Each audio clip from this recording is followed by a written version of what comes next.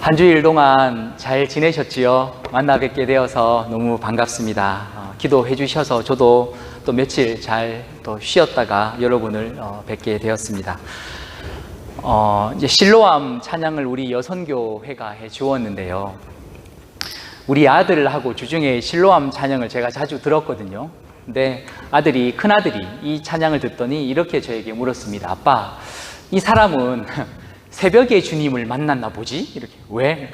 우리가 처음 만난 그때는 차가운 새벽이었어. 이렇게 나오니까 어디 새벽 기도에 가다가 새벽 기도에서 하나님을 만났나 봐. 이렇게 이제 이야기를 하였습니다. 그 새벽은 아닐 겁니다. 그죠? 인생의 가장 춥고 어둡고 힘들었던 그 시절을 의미하는 것이었겠지만 또 이 아이가 찬양을 들으면서 또 하나님을 만난 것에 대한 이야기를 함께 나누는 것이 저에게 참 기쁨이 되었습니다. 얼마 전 제가 뉴스에서 한국 사람이 행복한 것에 대한 설문조사를 제가 들었습니다. 한국 사람은 대략 30대부터 점점 행복해진다고 해요. 그러다가 한 50대가 되면 행복의 절정을 이루었다가 이후 나이가 들수록 점점 덜 행복하다고 느낀다고 합니다. 주된 이유로는 이제 돈이겠죠. 30대부터 시작해서 한 50대까지는 한창 열심히 일하며 돈을 벌 때잖아요. 그러니까 일을 하면서 돈에 보람도 느끼고 돈이 있으니까 좀 이렇게 덜 힘든 생활을 살고 게다가 이제 가족들과 함께 있으니까 행복하게 느끼다가 대략 이제 60쯤 되면 이제 은퇴가 이제 다가오고 자녀들이 결혼 및 직장 등으로 인해서 출가하게 되잖아요. 이제 그러면서 이제 직업도 없고 또 자녀들은 출가해서 떠나버리고 이렇게 부부만 남으면서 이제 점점 외로워지는 것 같아요. 그래서 점점 덜 행복하다 이렇게 느낀다고 합니다. 저는 여러분들은 어떠신지 모르겠습니다. 나이가 들수록 더 행복해지셨으면 좋겠는데 원래 여러분 행복이라는 것이 감정이잖아요. 즐거움 혹은 어떤 만족스러움, 어떤 성취감, 자신감 등을 통해 얻게 되는 감정과 관련이 있지 않습니까? 이런 감정들이 들 때 우리 뇌에서 행복하다고 느끼게 해주는 소위 말하는 행복 호르몬들이 분비가 되는 거지요. 그런데 여러분, 이 행복 호르몬이 그저 즐겁고 좋은 일에만 나타나는 것이 아니고 어려운 일, 힘든 일이 있었는데 그 고비를 넘겼을 때 에도 똑같이 그 행복 호르몬이 뇌에서 분비가 된다고 합니다. 너무너무 힘든 순간, 너무너무 고통스러운 순간 누군가로부터 위로의 말을 들었을 때에도 우리의 뇌에서는 행복 호르몬이 분비가 된다고 합니다. 그러니까 여러분, 좋은 감정들, 즐거운 감정들을 통해서만 생기는 것이 행복이라는 것이 아니라는 사실입니다. 그러니까 쉽게 말해서 행복은 환경의 문제가 아니고 우리 마음의 문제더라는 것이죠. 자, 그러면 여러분 이런 질문이 생기지 않습니까? 아니, 그러니까 목사님, 힘든 일을 통해서도 행복을 느낄 수 있다, 지금 이 말씀을 하려고 하시는 것 같은데 도대체 목사님이 오늘 무슨 말을 하려고 그렇게 지금 밑밥을 던지십니까? 이런 생각이 드신다면 지금 아주 서론을 잘 따라오고 계신 겁니다. 제가 여러분 지난 몇 주 동안 복되어라, 시편의 복되어라 말씀을 계속해서 나누었습니다. 그러면서 그리스도인의 행복에 대한 이야기를 여러분과 나누었어요. 여호와께 피하는 사람, 여호와께 의지하는 사람이 행복한 사람이라고 제가 시편 말씀을 통해 전해드렸습니다. 그런데 오늘은 여러분 제목부터 좀 이상하지 않습니까? 여호와께 징계를 받는 자가 복되다. 징계받는 자가 어떻게 복될 수 있을까요? 그런데 오늘 이 시편 말씀은 징계받는 자가 복되더라고 말씀하고 계십니다. 저는 오늘 이 말씀을 묵상하면서 제 고등학생 시절이 살짝 떠올랐습니다. 요즘은 체벌이 없어졌지만 제가 고등학생 때만 90년대까지만 하더라도 이렇게 많이 때렸습니다. 정말 선생님들 학생 많이 때렸습니다. 저도 뺨도 많이 맞고 엉덩이도 많이 맞고 왜 그렇게 때렸는지 모르겠는데 이렇게 때리고 나면 그냥 들어가면 이리 와, 이렇게 해서 또 한 대 때려요. 인사하고 들어가라는 얘기죠. 맞은 것도 억울한데 인사 안 하고 들어간다고 또 때리면 얼마나 학생들이 화가 나겠어요. 그래도 울며 겨자 먹기로 인사를 하고 들어가야죠. 왜냐하면 아마 선생님의 의도는 그건 것 같아요. 내가 너희를 사랑해서 때리는 사랑의 매다. 내가 너희를 생각해서 너희를 가르치는 것이니 기분 나쁘게 생각하지 말고 감사하게 생각해라. 아마 그런 의도가 아닐까 싶어요. 우리는 하나님에 대해서 떠올리고 묵상할 때 사랑의 하나님, 은혜의 하나님에 대해서는 너무 늘 되새기며 감사하고 묵상하며 감동하지만 징계하시는 하나님, 징벌하시는 하나님에 대해서 우리가 과연 얼마나 생각하고 묵상하고 있는지 우리가 한번 돌아보려고 합니다. 아마 오늘 여기서 하나님의 징계를 한 번도 받아보지 않은 사람은 없을 것입니다. 그때 하나님이 여러분을 징계하셨던 그때 저와 여러분은 마치 제가 고등학생 때 선생님에게 따기 한 대 맞고 웃으며 감사합니다 하고 들어갔던 그 학생이었는지, 아니면 입이 쑥 나와서 선생님 앞에 기분 나쁜 티 팍팍 내면서 있던 그 학생처럼 하나님 앞에 서 있었던가, 우리가 한번 오늘 돌아보면 좋겠습니다. 저는 오늘 이 징계하시는 하나님에 대한 말씀을 통해 왜 하나님의 징계가 필요한지, 그리고 징계받는 것이 왜 행복한 것인지 함께 살펴보려고 합니다. 먼저 여러분, 왜 하나님의 징계가 필요할까요? 첫 번째로 하나님의 이 징계를 통해서 우리의 삶이라는 것은 말과 생각, 행동의 조합이지 않습니까? 결국 우리의 삶, 말하고 생각하고 행동하는 것을 다스릴 수 있기 때문입니다. 지금 오늘 시편 기자가 읽기만 해도 무척 고통스러운 순간을 보내고 있다는 것을 짐작할 수 있겠죠. 이 시편 기자는 지금 힘 있다고 생각하는 사람들이 다른 사람들, 약한 사람들, 만만한 사람들을 무시하고 억압해도 아무도 그 사람들을 보고 그러면 안 된다, 잘못되었다라고 제지하지 않는 이 모습을 보며 고통받고 있습니다. 특별히 시편 기자를 고통스럽게 만드는 것은 힘 있는 자들이 함부로 내뱉는 말 때문입니다. 성경은 이런 사람들을 악인 혹은 교만한 자라 칭하고 있으면서 이들이 지금 개가를 부른다고 설명하고 있습니다. 개가가 무엇입니까? 승리의 노래 아닙니까? 그러니까 지금 이 사람들은 거봐, 내가 맞지, 내가 옳지 하는 생각으로 이 자신감 가운데 꽉 차 있다는 의미입니다. 3절에 마구짓거리다를 히브리어로 직역을 해보면 이런 의미가 있어요. 자기가 옳다, 내가 맞다는 생각으로 가득 차 있는 사람이 다른 사람들을 붙잡고 네가 뭘 잘못했는지 조목조목 따지고 그 사람들이 연약하고 부족하고 잘못한 부분들을 쉬지 않고 계속해서 지적하고 말하고 있는 것을 짓거리다로 이렇게 바꾸어 놓았습니다. 여러분, 오만이라는 것은 우리가 아는 대로 자신감이 가득하다는 의미니까요. 요약해보면 오늘 성경에서 말하는 이 사람, 악인, 이 교만한 사람들은 다른 사람들의 마음이나 생각에는 전혀 관심 없고 고려하지 않고 그저 내 말이 옳다, 내 생각이 옳다라는 자신감에 가득 차서 다른 사람이 잘못하고 부족한 것들, 실수한 것들을 계속 들추고 지적하고 있는 상황입니다. 성경은 여러분 이런 상황을 정죄라고 이야기하지만 요즘 시대에는 심리학적으로 이런 사람을 가스라이팅 한다라고 표현합니다. 혹시 여러분 주변에 이런 사람 떠오르는 사람이 있는지 모르겠습니다만 여러분, 누가 이렇게 할까요? 누가 이렇게 말하고 행동할까요? 그러니까 그래도 되는 위치에 있는 사람이 하겠죠.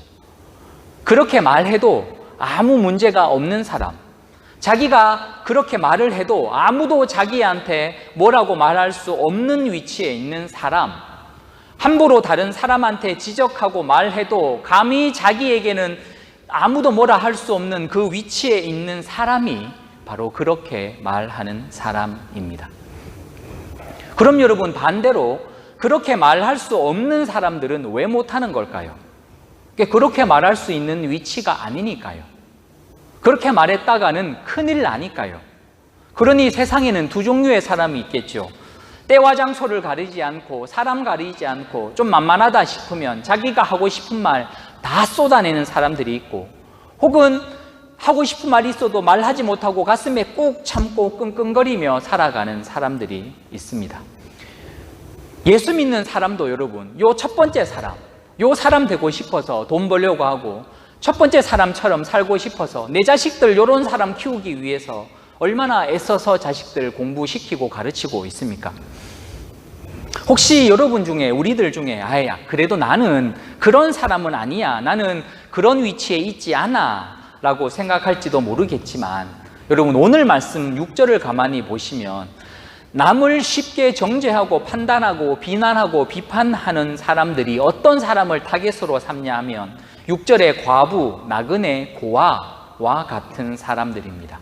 어떤 사람들이에요? 힘이 없는 사람, 억울한 일을 당해도 도와줄 남편이 없고, 억울한 일을 당해도 도와줄 부모가 없고, 배경이 없는 이런 만만한 사람들, 얕잡아 봐도 아무 문제가 되지 않는 사람들, 이런 사람들은 이렇게 행하고 있었습니다. 여러분 무슨 의미냐 하면, 여러분 사람은 자기보다 조금만 아래에 있는 사람, 조금만 만만하게 여겨지고 쉽게 여겨지는 사람에게는 누구나 오늘 말씀에 나오는 이 약한 사람처럼 말하고 행동할 수 있다는 의미입니다. 과연 우리는 오늘 성경이 말하는 악한 사람, 교만한 사람, 오만한 사람처럼 그렇게 말하고 행동한 적은 정말 없을까요? 우리 남편들에게 한번 묻고 싶습니다. 여러분의 아내들에게, 여러분의 자녀들에게 그렇게 말한 적 없으십니까? 우리 여성들에게 묻고 싶어요. 여러분의 자녀들에게, 혹은 어떤 식당이나 마트에 가서 내가 그래도 되겠다 싶은 사람, 만만하게 여겨지는 사람 불러놓고 뭐라 따지면서 찍소리 못하고 들을 수밖에 없겠다 싶은 그 사람 붙잡고 뭐라 한 적 없으십니까? 얼마 전에 제가 며칠 전에 마트를 갔는데요. 우리 여기 한남마트 갔는데, 이제 왜 마트 보면 이렇게 까만색 벨트 이렇게 쭉 음식이 지나가잖아요. 그러면 자기 음식 놓고 그 뒤편에 왜 자기 거라고 하는 바 있잖아요. 바 놓는 거 있잖아요. 이제 요거 있는데, 그때 사람이 좀 많이 있었는지 요 캐시어 해주시는 아주머니께서 제 뒤에 서 있는 아주머니에게 거기 손님들 여기 바 좀 놔주세요 라고 부탁을 드렸어요. 이렇게 헷갈리지 않게, 섞이지 않게. 저는 그래서 저도 아무 생각 없이 네 그러고 이제 바를 이렇게 제가 놨는데, 제 뒤에 서 있던 한 50대의 젊은 아주머니였는데요, 화를 버럭 내시더라고요.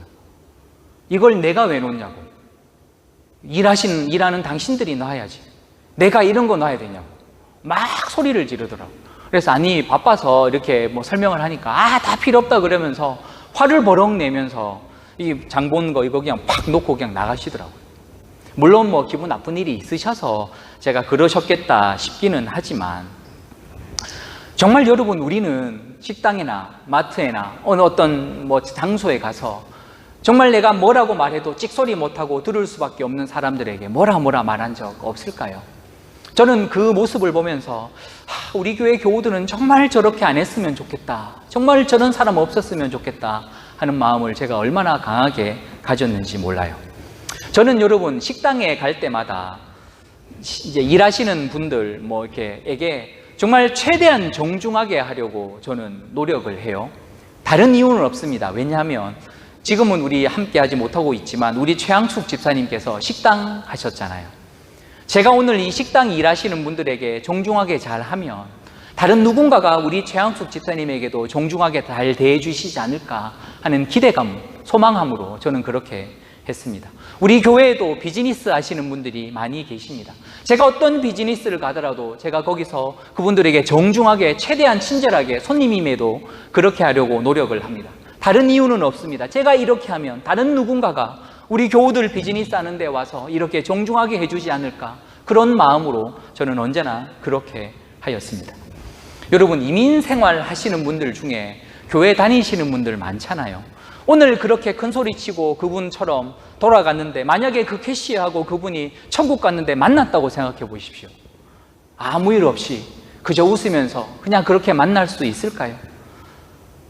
저는 정말 천국이 그런 곳인가 싶기도 해요. 이 땅에서 그렇게 대판 쌓아놓고 천국 가면 아무 일 없다는 듯이 그냥 환영하며 얼싸안을 수 있는 곳이 그저 천국일까 싶기도 해요. 여러분, 우리가 우리 마음에서 나오는 그 말들을, 그 생각들을 그대로 쏟아내는 그 순간 우리 하나님이 다 듣고 계신다는 사실을 우리가 기억해야 합니다. 세상에 비밀이 어디 있어요? 하나님이 다 듣고 보고 계신데, 내가 누군가를 향하여 내뱉었던 그 날선 비판과 독설이 하나님 귀에는 여러분 정말 번역을 잘 해놓았죠. 4절에 그저 마구 짓거리는 것으로 들려진다는 사실을 기억하십시다. 아이고, 저놈 저거 또 짓거리고 있구만. 지가 잘못한 건 생각하지도 못하면서 또 저렇게 짓거리는구만. 하나님은 그렇게 생각하십니다. 그래서 하나님은 이럴 때 우리를 징계하세요. 사실 여러분, 징계라는 단어가 한국 정서에는 징계라는 단어가 이게 때리는 거잖아요. 체벌하고 벌받는, 혼내는 거잖아요. 그런데 이 징계라는 단어가 히브리어로 직역을 하면 교훈하다, 교육하다, 훈육하다는 의미입니다. 여러분, 우리가 잘 아시는 대로 하나님은 모든 사람을 사랑하십니다. 저도 사랑하시고 여러분도 사랑하십니다. 목사라고 더 사랑받는 것도 아니고 성도라고 덜 사랑받는 것도 아니고 다 하나님은 사랑하십니다. 사람은 신분 고하에 따라, 지위에 따라, 돈이 많고 적음에 따라, 혹은 자기와 성격이 잘 맞는가에 따라 판단하고 대우가 달라지지만 하나님은 모든 사람, 오늘 성경에 나오는 과부, 나그네, 고아라 하더라도 우리가 쉽게 생각하고 얕잡아보고 만만하게 보는 그 사람이라 하더라도 하나님은 똑같이 나와 똑같이 사랑하십니다. 그래서 우리에게 이렇게 훈육하십니다. 내가 너의 마음은 알겠는데 조금만 더 이해해 주면 안 되겠니? 네가 먼저 용서하면 안 되겠니? 네가 우습게 보고 얕잡아 보는 그 사람, 내가 사랑하는 아들이고 딸인데, 내 자녀인데 나를 봐서 조금 더 존중해 주면 안 되겠니? 그리고 우리 아버지의 이런 마음을 우리가 알고 하나님의 이 훈육을 감사로 받을 수 있는 사람은, 내 아버지 정말 감사합니다 가르쳐 주셔서 제가 아버지 얼굴을 봐서라도 제가 만만하게 보고 얕잡아 봤던 사람 더 사랑하고 존중하겠습니다. 알고 보면 다 아버지의 사랑받는 자녀들이고 아버지의 사랑 안에서 우리가 다 형제 자매들인데 내가 비판하고 정죄하고 판단할 수 있는 사람은 없군요. 하나님 아버지, 제 생각이 짧았습니다. 저는 이렇게 우리가 고백할 수 있다고 믿습니다. 여러분, 하나님을 떠난 세상은 힘에 좌우되잖아요. 힘으로 사람을 좌지우지하고 함부로 해도 되는 사람, 얕잡아 봐도 되는 사람 이미 정해져 있잖아요. 그러나 우리 교회 여러분들은, 우리 교회 안에서는, 그리고 여러분들은 정말 이런 일들이 여러분의 주변에서 일어나지 않았으면 좋겠습니다. 모든 사람이 존중받고 높임받고 내가 남을 높이니 남도 나를 높이고 다 함께 이렇게 우리를 교훈하시는 하나님의 말씀을 기쁘게 받아서 우리 한 명 한 명 서로를 향한 날선 말이 아니라 사랑 안에서 깊은 존중과 서로를 향한 겸손이, 섬김이 실천되는 공동체가 되었으면 좋겠습니다. 여러분, 우리 아버지의 마음을 이 시간 다시 한번 기억하시기를 바랍니다. 자, 두 번째로, 그렇다면 왜 하나님께서 우리를 훈육하시는가, 이 교육이 왜 필요한가에 대한 이야기를 나누어 볼 텐데요. 바로 우리가 영적으로 성장할 수 있기 때문입니다. 우리 오늘 히브리서 자막이 떠 있네요. 12장 8절을 보시면 우리 한번 자막 보이는 대로 8절 한번 읽어볼까요? 시작. 어찌 아버지가 징계하지 않는 아들이 있으리요? 징계는 다 받는 것이거늘 너희에게 없으면 사생하여 친아들이 아니니라. 우리 한 번 더 11절 읽을까요? 시작. 무릇 징계가 당시에는 즐거워 보이지 않고 슬퍼 보이나 후에 그로 말미암아 연단받은 자들은 의와 평강의 열매를 맺느니라. 아멘. 제가 15절만 제가 한번 읽겠습니다. 너희는 하나님의 은혜에 이르지 못하는 자가 없도록 하고 또 쓴뿌리가 나서 괴롭게 하여 많은 사람이 이로 말미암아 더럽지 않게 하며 라고 되어 있습니다. 하나님께서 여러분 우리를 훈육하시는 목적은 한 가지예요. 하나님을 닮아서 의와 평강의 열매를 맺게 되고 내 자신 속에 있는 이 쓴뿌리가 말과 행동으로 나와서 다른 사람들을 괴롭게 하지 않도록 하기 위해서입니다. 여러분, 하나님께서 이 땅을 살면서 우리에게 가지시는 가장 큰 관심사가 한 가지가 있다면 바로 우리들의 영적인 성숙, 성장입니다. 육신의 성장은 20살부터 멈추잖아요. 20살부터 노화가 시작되지만 우리 지식의 성장, 영혼의 성장, 정서적인 성장은 멈추어서는 안 됩니다. 그런데 때때로 여러분, 하나님은 우리가 아무리 보채고 칭얼대도 눈 하나 깜짝하지 않고 바라만 보실 때가 분명히 있습니다. 요즘에 한국에서 인기 있는 프로 중에 금쪽이라는 프로가 있어요. 혹시 보시는 분들이 계실지 모르겠는데 저도 어린아이가 있어서 종종 즐겨 보는 프로인데요. 이제 문제 가진 아이들이 출연해서 상담받고 훈육을 통해 이제 문제가 많이 개선되는 것을 제가 보았습니다. 나이별로 훈육을 하는 것이 달라요. 5세 미만의 좀 어린 아이들은 떼쓰고 고집부리잖아요. 그럴 때 거기서 선생님이 대응하지 말라고, 무대응, 무관심 하라고 가르칩니다. 때를 써야 뭔가를 얻어내고 고집을 부려야 뭔가 원하는 것을 받을 수 있다고 배우기 때문에 아이들에게 아무리 아이들이 울어도 떼써도 눈 하나 깜짝하지 말라고, 가만히 있으라고 가르칩니다. 반면에 이제 조금 큰 아이들은 마음을 읽어주고 공감해 주라고 가르칩니다. 왜냐하면 마음을 읽어주고 공감해 주는 것만으로도 웬만한 문제는 다 해결이 되기 때문입니다. 그런데 여러분, 참 신기한데 하나님도 우리들을 이렇게 훈육하십니다. 때로는 우리가 하나님한테 아무리 울고 불고 매달려도 눈 하나 깜짝하지 않는 무대응으로 일관하실 때가 있어요. 때로는 우리의 마음을 한없이 어루만져 주셔서 우리를 위로하심으로 우리를 훈육하실 때도 있어요.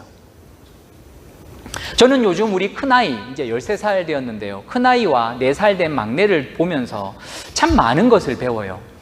막내가 이제 4살이 되었는데 아직까지는 뭘 해도 사랑스러운 나이잖아요. 반면에 큰애는 이제 제법 듬직해요. 뭐 무거운 짐을 들거나 이렇게 할 때면 아빠 나는 뭐 들 거 없어요? 내가 뭐 도와줄 거 없어요? 그러면 제법 도움이 돼요. 물건 들고 짐 들고 할 때 제법 큰 역할을 해내요. 든든해요. 근데 이 막내는 지금 뭘 하려고 해도 돼 있나요? 도움은 안 돼요. 정말 도움은 안 돼요. 뭘 하려고 해도 도움은 안 돼요. 그냥 예뻐요. 그런데 여러분 한번 생각해 보세요. 요 막내가 내년에도 지금과 같고 5년에도 지금과 같다면 이 막내는 부모의 기쁨이 될까요? 근심거리가 될까요? 근심거리가 될 거예요. 지금 우리 막내가 그렇게 머리도 이쁜 것은 딱 4살 그 수준처럼 행동하기 때문이에요. 5년 후에도 4살 같이 행동하면 저는 전혀 기쁘지 않을 거예요. 여러분은 지금 하나님 앞에서 어떤 자녀들입니까? 우리 큰아이 13살 큰아들처럼 아버지 제가 뭐라도 좀 해드릴 거 없습니까? 제가 뭐라도 좀 돕고 싶습니다. 이렇게 말할 수 있는 자녀인가요? 아니면 그저 4살 아이여서 그저 안아달라고 업어달라고 목마 태워달라고 응석 부려서 그저 예쁘기만 한 아들인가요? 저는 요즘에 우리 막내가 안아달라고 할 때 더 이상 안아주지 않습니다. 작년까지는 제가 많이 안아줬는데 올해는 거의 안아주지 않습니다. 안아줘 이렇게 얘기할 때 너 혼자 걸어. 이제는 혼자 걸어야 돼 라고 이야기합니다. 그러다가 너무 힘들면 좀 많이 걸었다 싶으면 제가 아니까 이제 좀 안아주기도 하고 업어주기도 합니다. 여러분, 하나님도 저와 여러분에게 이렇게 말씀하실 때가 있습니다. 하나님 좀 안아주세요 할 때 이제 혼자 걸어봐. 혼자 걸어야 될 때야. 그래야지 다리에 힘이 생기고 튼튼해져. 이제 우리 13살 된 저희 아이는, 큰아이는 더 이상 아빠에게 안아달라고 하지 않아요. 아무리 힘들어도 아빠 업어줘요 라고 얘기하지 않아요. 지가 참을 수 있거든요. 성장했으니까. 여러분, 13살짜리가 힘들다고 아빠 안아줘 하면 그거 이상한 거죠. 여러분, 산에 가다가 힘들다고, 친구랑 산에 가다가 힘들다고 나 힘드네 좀 안아줘 업어줘 이렇게 얘기하세요? 안 해요. 그거 이상한 거예요. 다 큰 사람이 업어달라고 하는 거 이상한 거예요. 그런데 여러분, 우리가 업혀야 될 때가 있어요.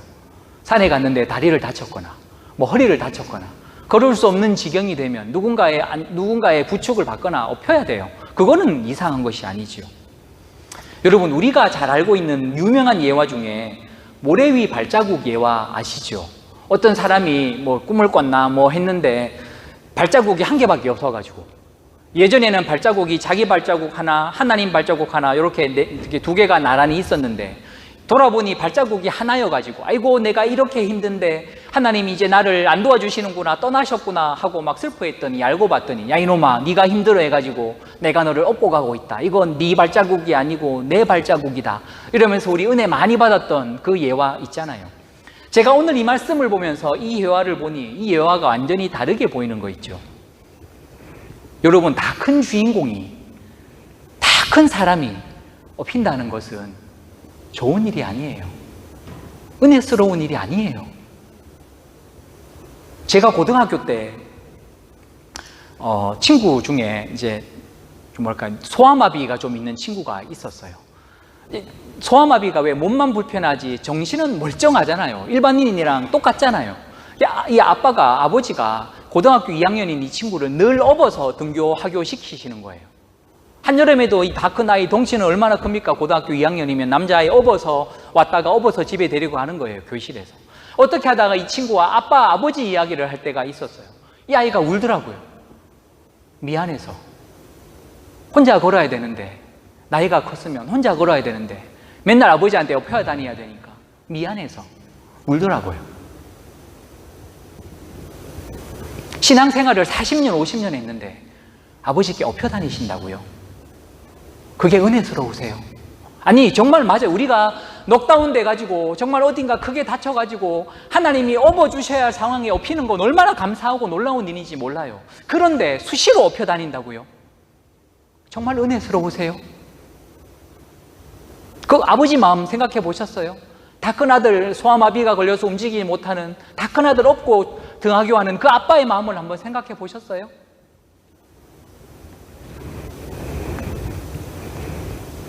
만약에 신앙생활 40년 이상 하고 이 목사인 제가 하나님의 등에 업혔다는 것은 부끄러운 일 같아요. 여러분들 보기에. 아, 목사님이 영적으로 지금 심각한 문제가 생겼구나. 그 증거일 때니까요. 그래서 여러분, 하나님은 어지간해서는 손 놔라. 손 좀 놔라.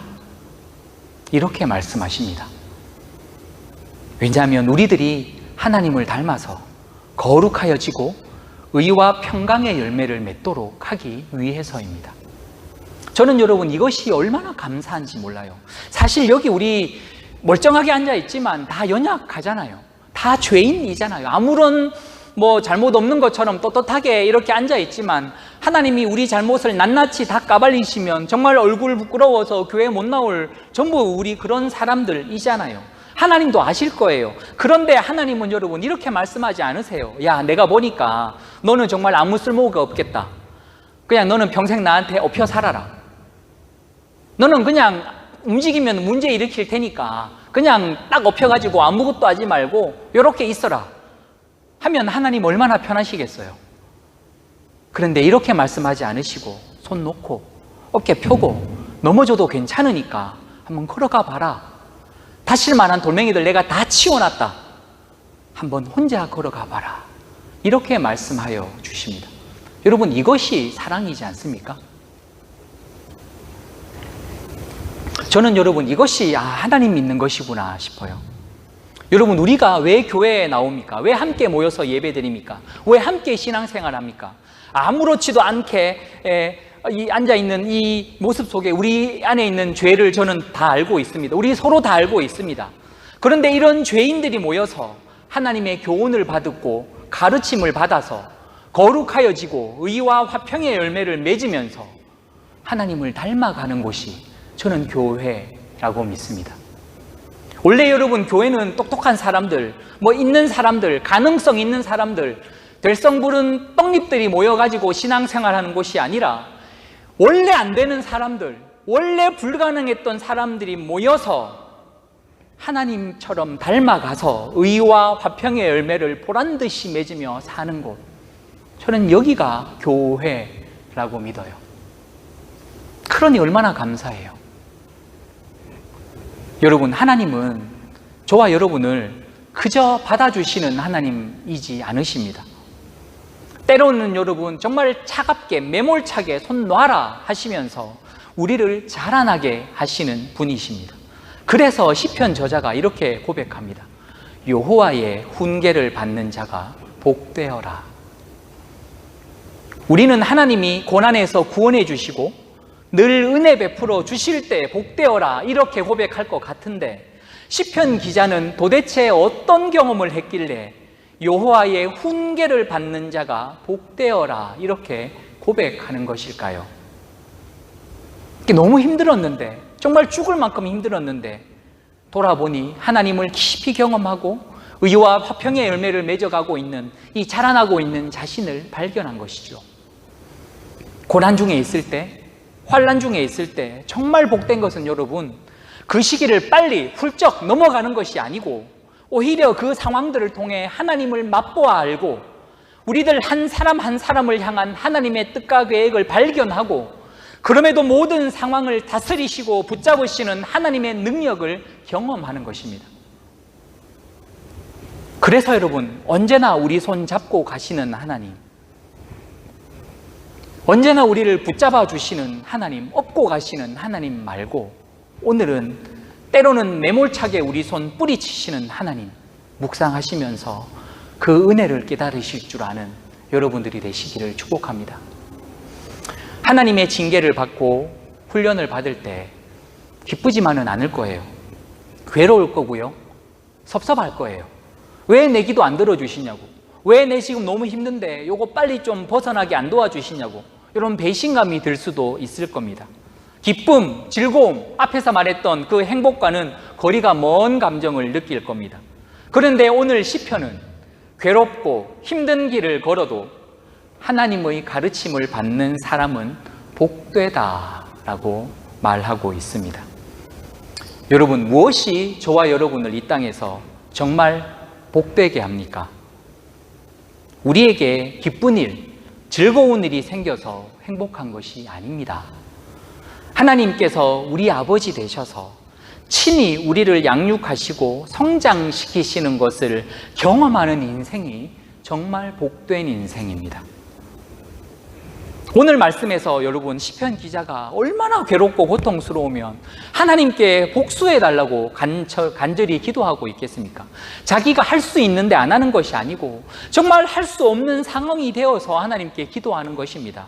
이런 인생이 고백하는 복은 여러분, 고통에서 건짐받고 구원받는 복이 아니라 그 와중에 하나님의 교훈을 받으면서 성장하는 복을 이 사람은 누렸다고 고백하고 있습니다. 어쩌면 여러분, 이 시편이 말하는 복은 우리가 생각하는 즐거움, 행복함, 기쁨 이런 것과는 거리가 멀지도 모르겠습니다. 세상 사람들은 누구나 느끼고 싶고 경험하고 싶은 그런 행복은 아닌 것이지요. 그러나 세상 사람들은 그저 즐겁고 행복하고 기쁘게 살기 위해 노력하고 살아간다면, 적어도 우리는, 하나님의 자녀들인 우리는 이 땅을 사는 이유가 그저 즐겁자고 그저 행복하자고 그저 웃자고 사는 것은 아닙니다. 때로는 눈물이 나고 때로는 한숨이 나오고 탄식이 터져도 하나님의 가르침 안에서 자라나기 위해 오늘도 우리는 살아갑니다. 최근 여러분을 웃게 만들고 행복하게 만든 일이 얼마나 많았는지 모르겠습니다. 그러나 여러분, 정말 웃을 일이 하나 없고 기쁜 일이 하나 없고 즐거운 일이 하나 없어도 하나님이 저와 여러분을 자녀 삼으시고 자녀들인 우리를 하나님 닮아 의와 화평의 열매를 맺어 거룩한 사람으로 변화시키시고 성장시키시는 그것, 우리 하나님 한 분으로 인해 정말 기쁘다, 감사하다. 내가 어떻게 이런 은혜를 내가 얻을 수 있을까? 내 환경은 정말 수렁에 빠진 것 같고 사방으로 우겨쌈을 받는 것 같지만 나와 함께 하시는 하나님, 그 와중에도 나를 성장시키시는 하나님, 그분으로 인하여 정말 기쁘다, 정말 행복하다 라고 고백할 수 있는 참된 행복을 찾으시는, 만나시는 여러분들이 다 되시기를 주님의 이름으로 간절히 축원드립니다. 우리 함께 기도하십시다.